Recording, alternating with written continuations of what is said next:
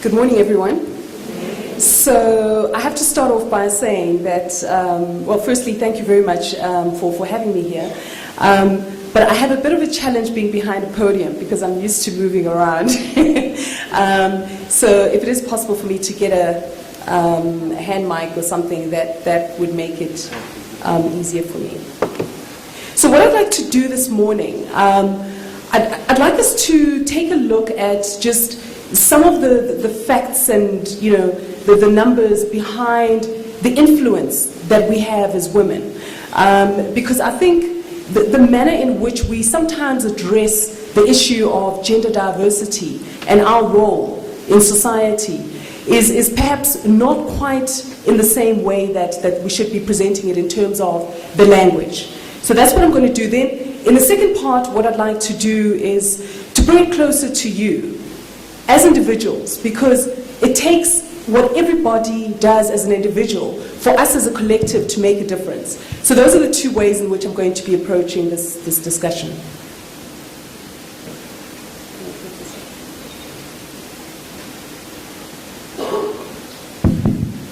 So the title of the presentation is Diversity and the Bottom Line. And the reason I've called it this is because I think, number one, we need to get first things right first. And that is, we need to change the language that we're using. Because when you think about it, the whole issue of our role in society, not only in our homes, but in our businesses, in governments, it's not an issue that is about a social injustice. Yes, it is a social injustice. But much more important than that, it's an economic and business imperative. The reality is that we make up the most significant portion of populations around the world. And so if we're unable to tap into the talent that is locked within us, certainly if governments and businesses are unable to tap into the talent that is within this room and many other women like us, then certainly we will not be able to deal with many of the issues that the world is facing today and will continue to face tomorrow.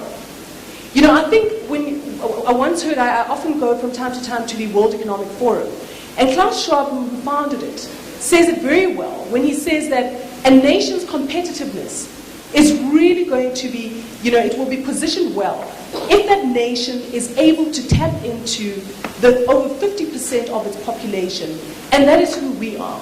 We represent at least 50% around the globe of the population, and when you look at the statistics in labor forces, we're very much a significant portion around the world of that, 50% and more. And so when you look at some of the complexities that the world is facing in the 21st century, certainly you need to be able to tap into all of us.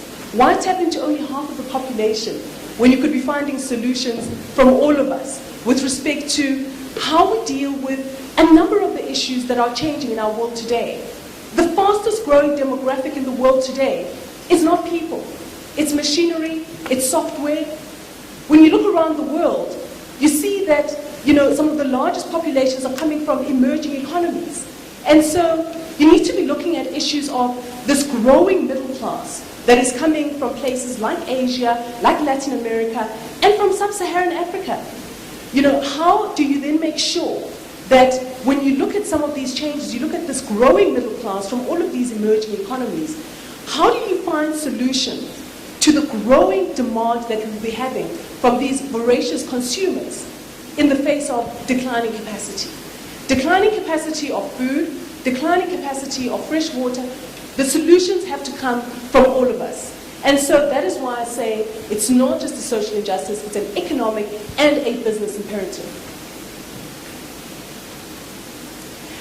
I think often when we look at women and the power that we have, we don't often think about just how much influence and capital we actually have. The reality is that our numbers are actually a currency, because there is so much influence that we have. And I took this slide from, I was in a discussion, there's a gathering of women that happens once a year in France, women in society and the economy, and it attracts women from all around the world. And Wendy Harvey was there at one of the years, and she came up with this, as we're sitting in one of these tables, she came up with the structure that I'm presenting to you here. And she's, and it talks about women as change makers. The reality is that we have financial capital. And I'm going to speak to just some of the slides that follow here. We'll speak to how much capital we have as women around the world. We have intellectual capital. And I'll speak about the growing numbers of women in education. We have influential capital. And then, of course, we have physical capital as well in the numbers of women that are there. So we are change makers. And we have to be using this currency. It is not something that is a soft issue. It is a real and it is a hard issue that is something that everybody should be dealing with. And so when we look at some of the influence, and I'm looking at this right now from a global perspective, and some of the figures will look at it also from a local perspective. But looking at it from a global perspective, you see that women provide for a significant portion of the household incomes. There are many households who would have difficulty in being able to survive if, one of the spouses was not working. Certainly if the wife was at home full time. And I think without a doubt that to be able to stay at home full time for women, many women, it is actually, it's a luxury. It's not that you just choose to, but in today's world where, there's so much more competitiveness for jobs and the scarcity of jobs, etc., quality jobs, you're finding that women, there's increasingly more numbers of women that are working, but that are contributing to households. And of course, women are starting to own businesses in much more higher numbers. And the purchasing power of women is significant. $3.3 trillion per annum. That is significant. And so for companies like Unilever, all of these companies that are targeted at consumers, they need to be thinking about how do we respond to women. About 2 weeks ago, I was in New York and sitting in a panel with women, and from different countries. One woman was from China, another one from Brazil, etc., etc. All of us from emerging economies speaking to women who are CEOs of organizations in the US. And they wanted to hear from us because they are thinking about how to now begin to present their businesses and position their businesses in a manner that will be appealing to people that are in emerging economies such as ours. The reality is that sitting here, we may be very far from very deep markets as South Africa, but the reality is that in sub-Saharan Africa, we know that 6 of those economies were amongst the top 10 growing economies in the world last year, okay? Top 10 fastest growing, 6 of them were in sub-Saharan Africa. So the biggest growth is coming from here. And so when you look at a number of the global organizations, they are looking at our economies and saying, how do we position themselves to these consumers? How do we position ourselves to these economies? And ultimately, it comes down to every single person in this room, because we define what the trends are going to be.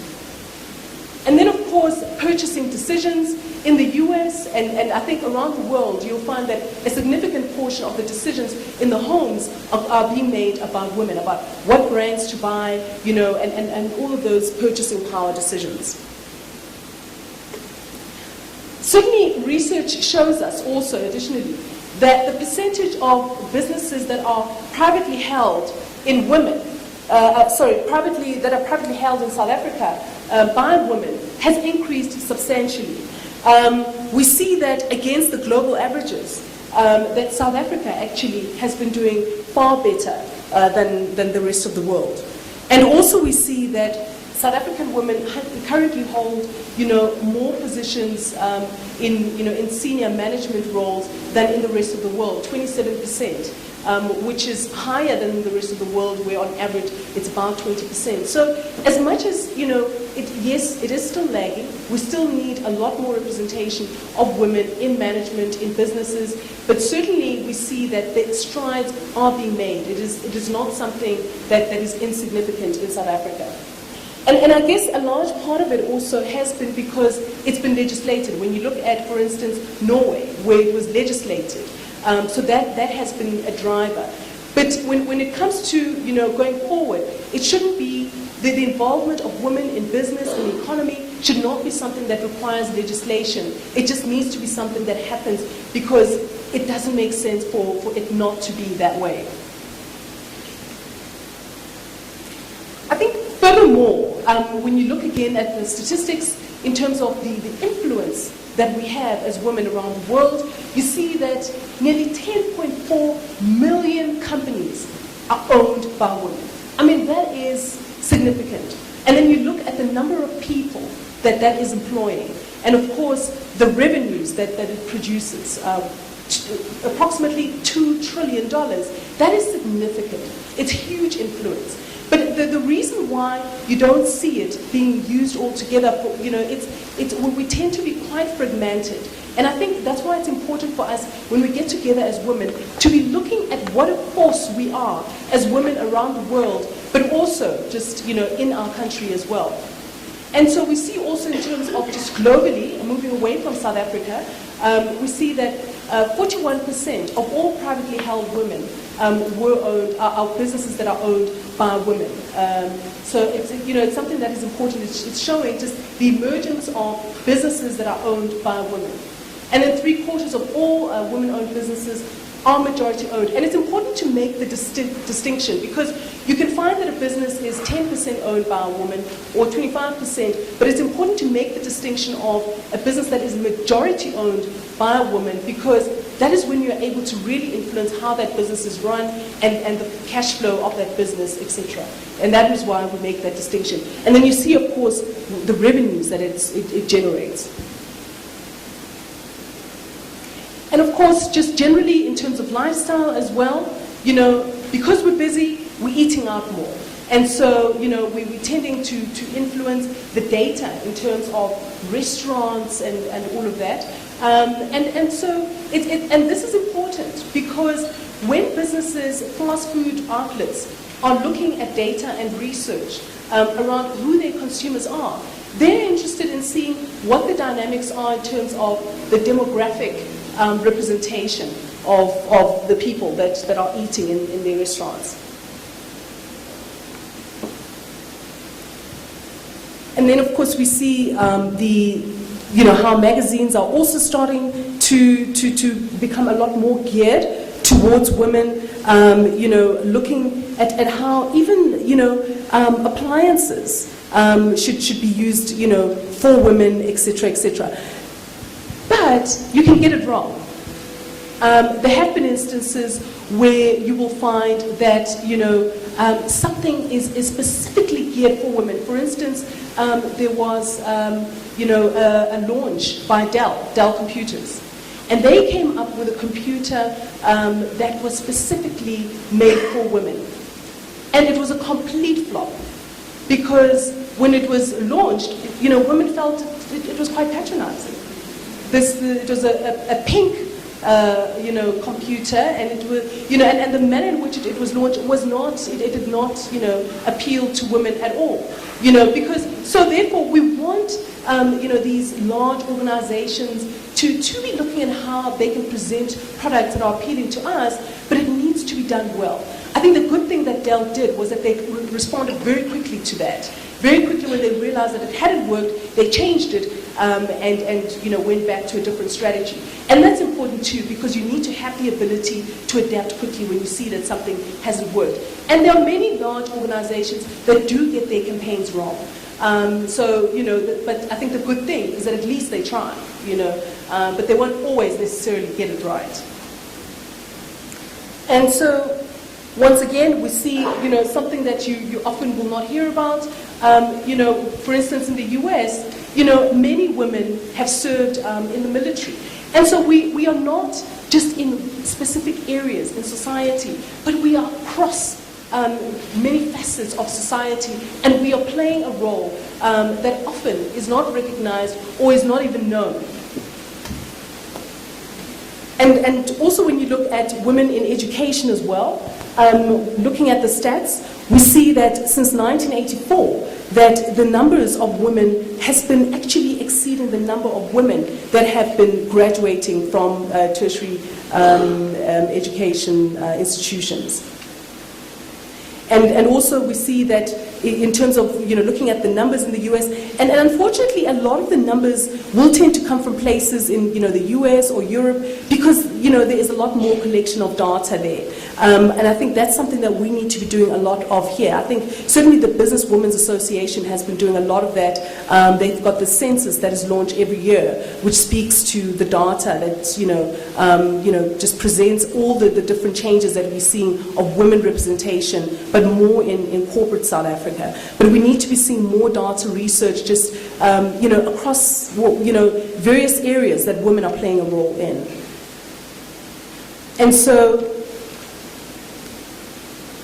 And so it's important that we have all of this data. But certainly what we see here is that women will tend to also play a role in philanthropy as well. And that is important, because it's not just about generating revenue, but it is about making a difference in society as well.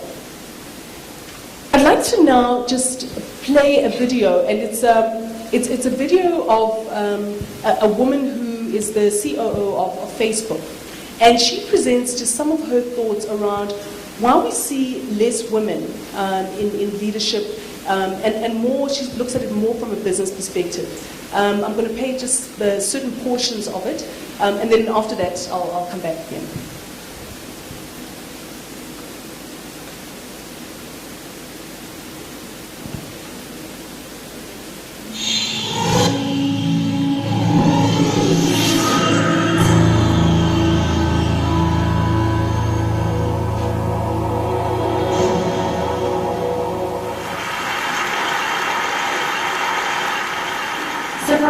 In this room today, let's start out by admitting we're lucky.